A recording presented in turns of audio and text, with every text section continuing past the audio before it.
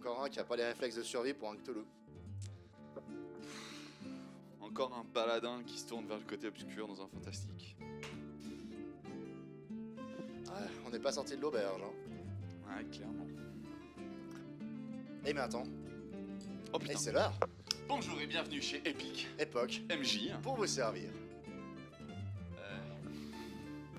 Donc voilà, nous on est une bande de potes qui masterisons depuis un petit moment déjà.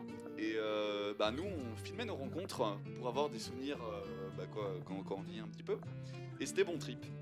Et après avoir vu ce qui se faisait sur internet, on a décidé de pourquoi pas partager avec d'autres personnes. Mais on peut décemment pas vous montrer ces images. D'ailleurs, heureusement que je lui ai fait acheter du matos parce que vous imaginez même pas la qualité. Voilà, nous on fait de l'artisanal. Alors on est des étudiants, on a peu de moyens. Mais Et pas de temps. Et on a pas de temps non plus.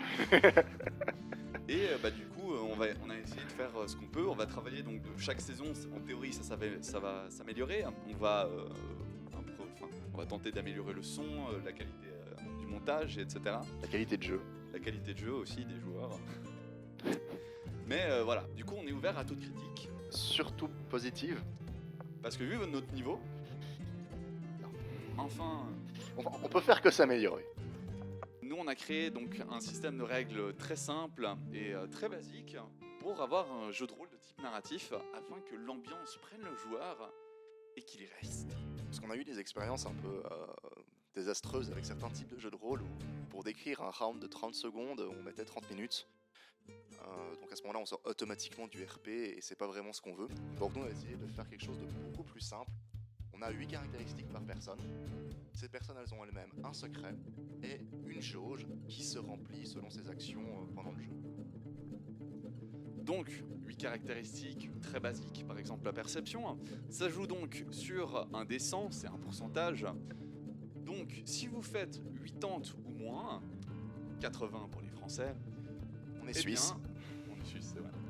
Eh bien, c'est très simple, vous réussissez votre action. À savoir, il existe des échecs et des réussites critiques. Alors pour les échecs et les réussites critiques, ce qu'on considère comme réussite critique, c'est un jet entre 1 et 5, ce qui vous donne la possibilité de réussir une action héroïque. Alors qu'un échec critique, c'est entre 96 et 100. Et là, Ça sent vraiment pas bon. Non, pas bon pour vous. Pas bon. Donc il y a aussi ce qu'on disait avant, les secrets. Donc c'est comme dans la vraie vie, vous n'avez pas forcément envie que tout le monde sache tout ce qui se passe. Donc tous nos joueurs ont un secret. Que ce soit une arme cachée, un passé sulfureux, une mutation, une folie passagère ou pas. Et ça, ce qui est intéressant, c'est que c'est aussi à vous de le découvrir. Voilà. Et donc dernièrement, il reste les modes. Alors les modes c'est quoi? C'est très simple, ça dépend des saisons. Ça va utiliser justement cette jauge spéciale qui sera à côté de la barre de points de vie, qui est en fait une dévotion en fonction du type de difficulté, dira-t-on, du jeu. Il en existe une multitude, tels que le mode bonnet ou le mode folie, ou le mode critique, ou le mode potion à gogo.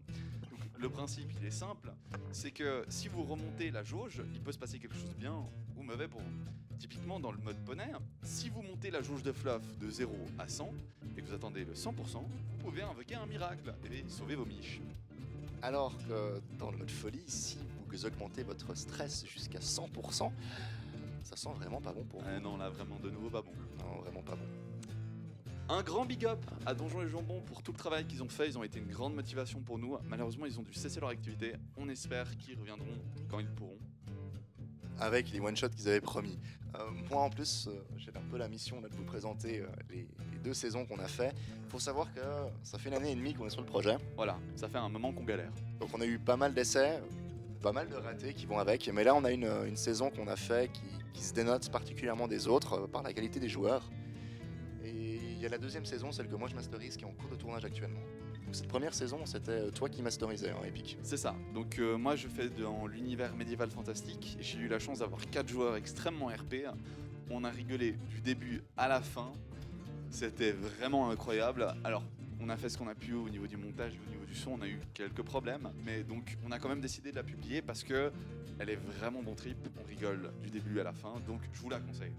Mais donc à chaque saison on finit par s'améliorer et donc dans la saison 1 on passe de ça. Ouais.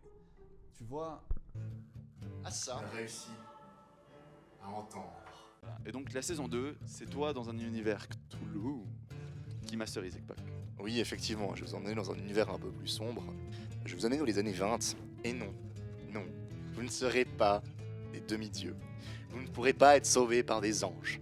Non, non, chez moi, vous êtes simplement des humains. Vous allez devoir vous battre, enfin, pour votre survie d'abord, et surtout contre les velléités démoniaques et de possession du monde de la part des cultistes, des grands anciens. Voilà, donc vous l'aurez compris, on a chacun notre domaine d'expertise. Moi je préfère le médiéval fantastique, mais j'ai un peu moins d'expérience que toi. Moi, je préfère un peu les années 20, mais c'est peut-être parce que j'ai un peu plus d'expérience pour gérer les joueurs dans ces moments-là. De toute façon, tu vas finir par me rattraper. Tôt ou tard. Et cette différence d'expérience est très intéressante, surtout lorsqu'on masterise à deux. Voilà, donc on va faire des épisodes hors série où on va faire une masterisation à 2 avec des invités spéciaux, on espère, bien costumés et tout. Et en Ça va être théorie, épique. Voilà, ça va être époque. Incroyable. Donc vous l'aurez compris, si vous voulez rire, regardez la saison 1. Si vous voulez pleurer, regardez la saison 2. Je vous conseille surtout la saison 2. Tu sais que tu me fous la pression là. Mais enfin, Donc, si jamais, retrouvez-nous dans une de nos vidéos, donc vous avez bien compris et vous savez où nous trouver.